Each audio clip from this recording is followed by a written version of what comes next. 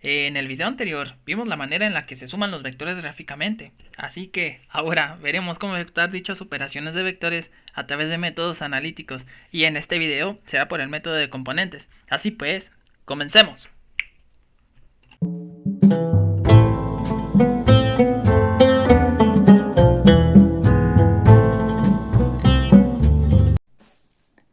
Ok, entonces, el método consiste en descomponer un vector en sus componentes rectangulares, esto es, en vectores en las direcciones de los ejes cartesianos.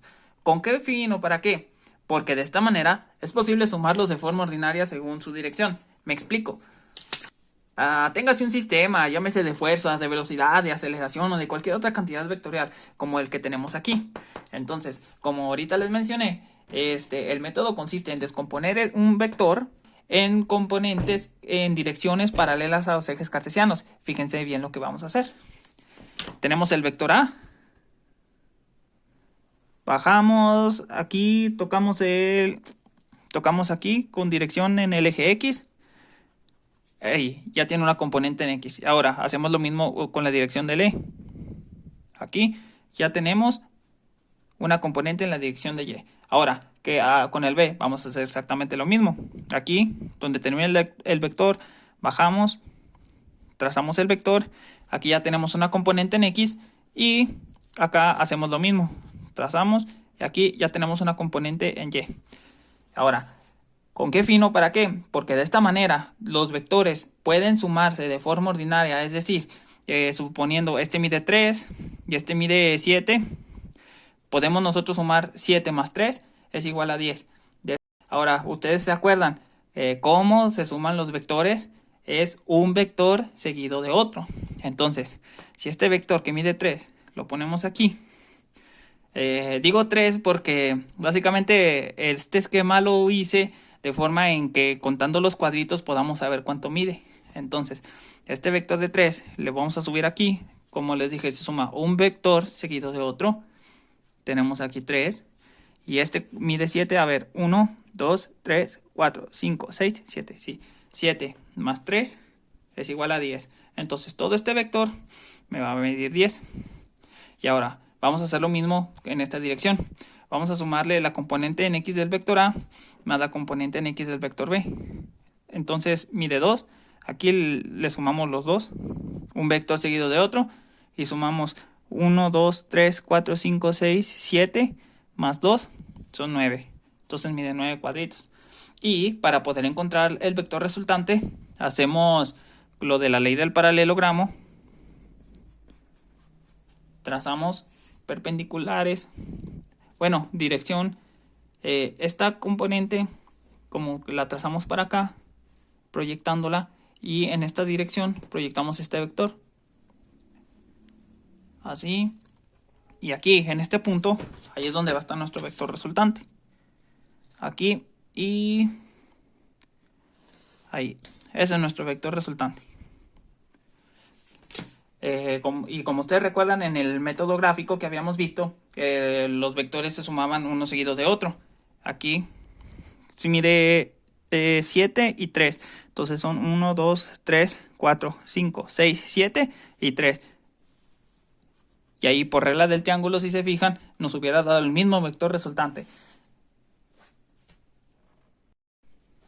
Bueno, entonces ahora que ya captaste cómo funciona este método, pasemos a lo que sigue. Lo siguiente viene siendo esta parte, expresiones matemáticas. Hay dos maneras de representar un vector. La primera es de forma polar y la segunda es por sus componentes rectangulares. Esta forma polar ya la vimos en el video anterior en el método gráfico. Un ejemplo nomás para recordar, el vector A es igual a 100 newtons con una dirección de 80 grados con respecto al eje X horizontal. Así es la forma polar. En cambio, por las componentes rectangulares viene siendo esta. Aquí tenemos un vector A con componentes AX y con componentes AY con una cierta dirección, ¿ok? Entonces, vamos a pasar este vector a una expresión matemática, ¿sale? Entonces decimos, tenemos nosotros el vector A es igual a una componente en dirección de X de A más una componente de A en dirección en Y. Recuerden, ¿cómo se suman los vectores? un vector seguido de otro vector. Entonces, vamos a darle unos valores aleatorios a AX y a AY. Digamos que AX vale 5 newtons y AY vale 6 newtons. Y esto es igual al vector A. ¿Qué es lo que pasa aquí? Aquí ya no hay nada que me esté diciendo que esta cantidad va en dirección en X o que esta cantidad va en dirección en Y. Entonces, esto se puede prestar a una confusión y que alguien que no sepa mucho de este tema diga, ah, mira, estas dos cantidades, 5 newtons y 6 newtons, tienen la misma unidad, tienen newtons, entonces se pueden sumar, ¿no? Y que haga lo siguiente, que lo sume y diga, no, pues esto es igual a 11 newtons. Y esto estaría mal. ¿Por qué? Porque esto no es lo que queremos representar. Significa que esta expresión matemática no es clara. Nos hace falta aquí algo. ¿Y qué es lo que nos hace falta? Antes de eso, vamos a ver un breve repaso sobre unos conceptos. Entonces, ¿qué pasa cuando se multiplica un escalar, o sea, un número con su unidad de medida, por un vector? ¿Qué pasa cuando se multiplica un escalar por un vector? Si el escalar es positivo, el vector crece o decrece su tamaño. O sea, el vector, este vector, si el escalar es positivo, el vector puede crecer o bien decrecer su tamaño. Ahora, ¿qué pasa si el escalar es negativo? Si el escalar es negativo, el vector crece o decrece su tamaño en dirección opuesta. Pasa lo siguiente, el vector puede crecer o bien decrecer en dirección opuesta a este vector. Ok, entonces, ¿te acuerdas de la definición de una cantidad vectorial? Es la multiplicación de un escalar por un vector unitario en alguna dirección. Multiplicación de un escalar por un vector unitario en alguna dirección. Nosotros en el sistema de coordenadas cartesianas, porque recuerden que también existen sistema de coordenadas esféricas, sistemas de coordenadas geográficas, sistema de coordenadas polares. Nosotros estamos hablando ahorita de sistemas de coordenadas cartesianas. Y en este sistema nosotros utilizamos los siguientes vectores unitarios. El vector unitario Y, el vector unitario J y el vector unitario K. El vector unitario Y va en dirección del eje X. Y como dice, vector unitario, que significa que su tamaño, magnitud o módulo, que es lo mismo, es igual a la unidad, a 1.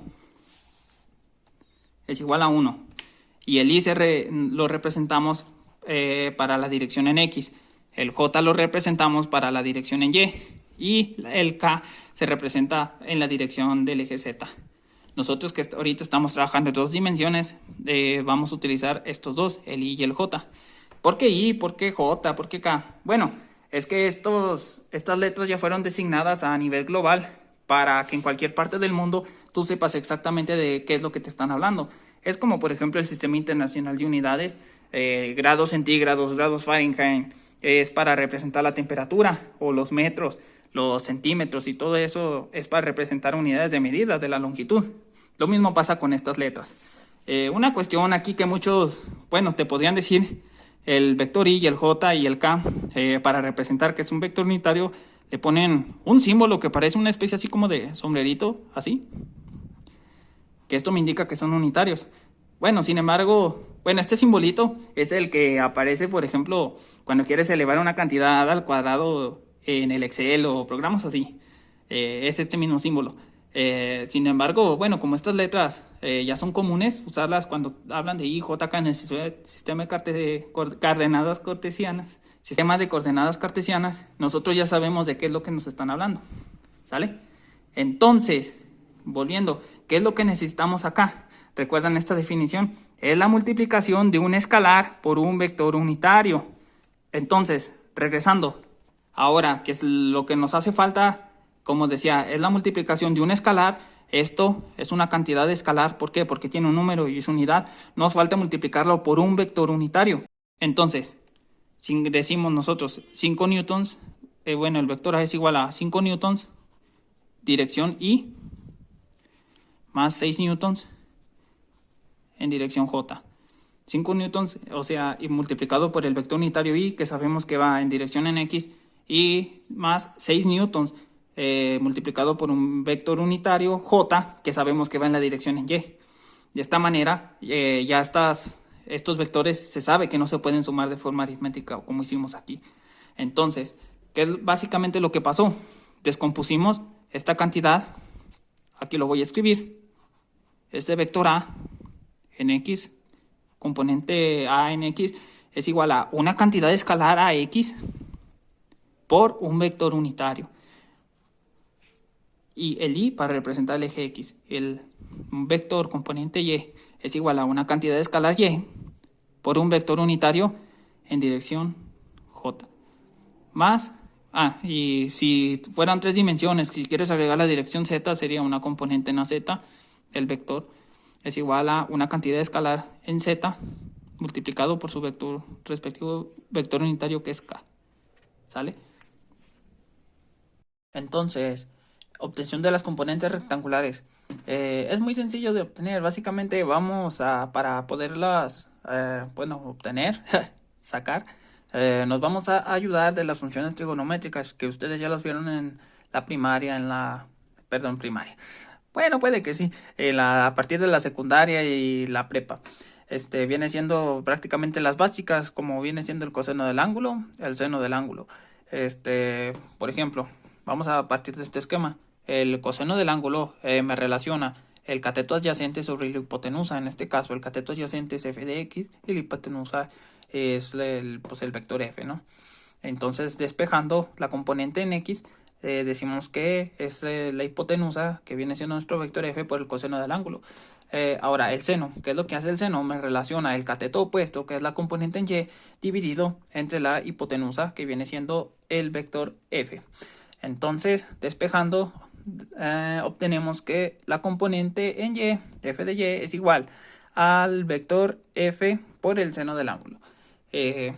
Esto es si agarramos el ángulo con respecto al eje x, como se muestra aquí. Ahora, ¿qué pasa si nosotros agarramos el ángulo con respecto al eje y? Básicamente pasa lo siguiente. Ahora, el seno del ángulo aquí me va a relacionar el cateto opuesto, pero el cateto opuesto es f de x dividido entre la hipotenusa igual, que es el vector f. Entonces f de x es igual a f seno de f. A diferencia de acá, f de x es igual a f por el coseno del ángulo. Si se fijan la diferencia, hay que tener cuidado siempre que veamos lo de los ángulos. Y en mi recomendación, y eso sí lo recomiendo mucho, siempre que vayan a trabajar con vectores en un sistema de referencia, siempre procuren que todos sus ángulos apunten en una dirección.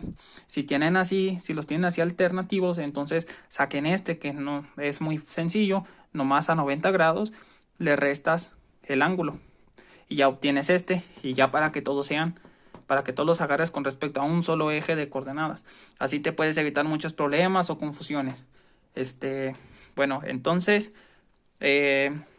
ya por último, nada más lo de los signos. La componente f de x va a ser positiva si apunta a la derecha y la componente en y va a ser positiva si apunta hacia arriba, como se muestra aquí. Hacia arriba es positivo, hacia la derecha es positivo. Hacia abajo la componente y es negativo y hacia la izquierda la componente en x es negativa. Bueno, yo sé que fue mucha información y todo, pero no te preocupes, lo vamos a sintetizar todo con un ejemplo y vas a ver lo muy sencillo que es. La verdad, todo lo que fue anteriormente fue teoría y la teoría pues es mucha, pero al final de cuentas en la práctica ya se reduce bastante. Ok, entonces vamos a ver el siguiente ejemplo.